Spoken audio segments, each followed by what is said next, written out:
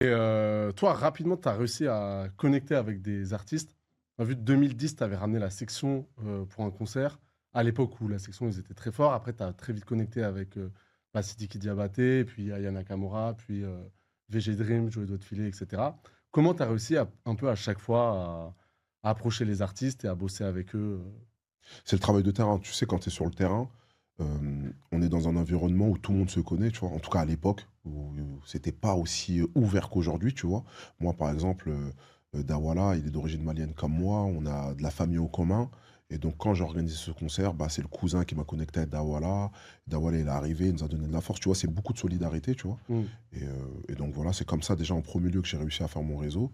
Et en second lieu, après, c'est le travail de terrain. Joey de filet, c'est euh, son cousin qui est son producteur. Il était ami avec un gars de mon quartier qui travaillait avec moi, qui faisait la sécurité sur tous mes événements. En fait, c'est que du réseau, du Ouais. bouche à oreille. Tu vois, on connaît les gens. Donc, à chaque fois, j'ai envie de dire, on- le fait qu'on soit là, on a provoqué la situation pour pouvoir justement trouver des réseaux auxquels on se connecte assez rapidement. Mais en vrai aussi, j'ai pas envie de mettre ça sur le facteur chance, mais tu vois, j'ai pas choisi de grandir à Sarcelles, par exemple, tu vois. Ouais.